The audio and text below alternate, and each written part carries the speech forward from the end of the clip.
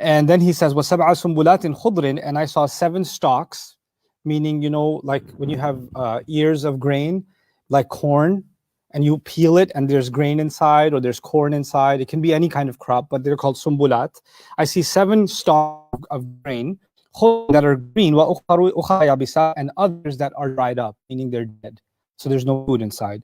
Ya ayyuhal mala, chiefs, meaning my advisors. Mala comes from the Arabic word, the verb mala'a, to fill. And the king usually has his closest advisors filling the inner courtroom, right? The Oval Office, if you will, or the conference center, the command center. Only the most VIP people can fill that room. So that's al-mala, right? So, and the translation is generals, chiefs, commanders, advisors, etc. Aftuni fi ru'yaya. Give me a verdict. Tell me about this this dream of mine. Give me the fatwa about it. And this is actually the same word that the prisoners used for Yusuf alayhi salam. Aftina. Could you tell us what it means? Give us your verdict on it. In kuntum lirru'ya ta'burun. If in fact you are those that interpret dreams. When it comes to dreams, you're the ones that interpret it. If that is the case, then help me out here. What this tells us is that ancient Egypt in this era was actually a pretty superstitious place. And they did have a lot of people that claimed to have knowledge of these mystical things, like what a dream could mean. And there were people in his court that in fact claimed such knowledge, sorcerers or priests or whatever they were.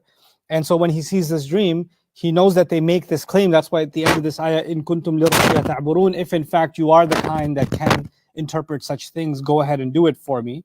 So he's actually putting a challenge to them when he's saying that.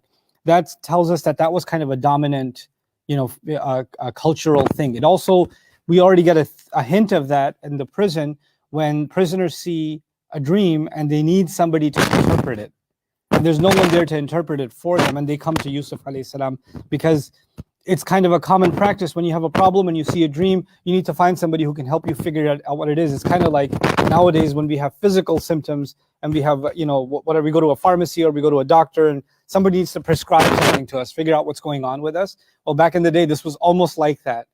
And this is the kind of society they were, and that's why they had come to Yusuf alayhi salam. So you can guess that by the end of this lecture, we'll have to deal with how Islam looks at dreams and what its significance are, the significance of dreams is, and all of that. We'll get to that portion when the time comes. But the first thing that I want to talk to you guys about is, again, a very important, I think a significant side note, and that's about the Qur'an's use of al-Malik. The king said, I translated this as the king said. And we know that the Egyptian kings, everywhere in the Quran, Allah calls them the pharaohs.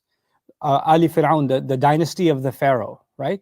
And with Musa alayhi salam, it's constantly Fir'aun.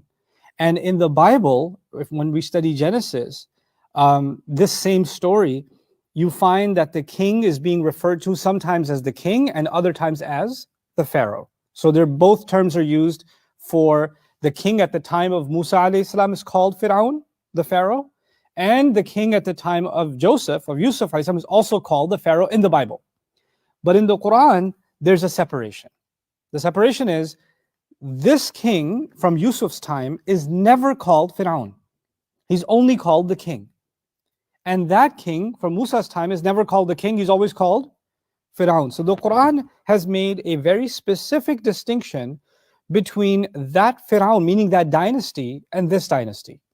There seems to be a difference between them, which is peculiar because at the time when the Quran was revealed, if you called him Fir'aun or you called him the king, it wouldn't make a difference. Nobody would notice. Because the only people who knew this story were the Jewish people or the Christian people who had this in their scripture. And in their scripture, king and pharaoh are interchangeable, right? I already told you that in Genesis, they're both used for the same king, right? So there's no difference made. But the Quran made it a point that every time this king comes up, even though he's a king of Egypt, never is the word Fir'aun used for him.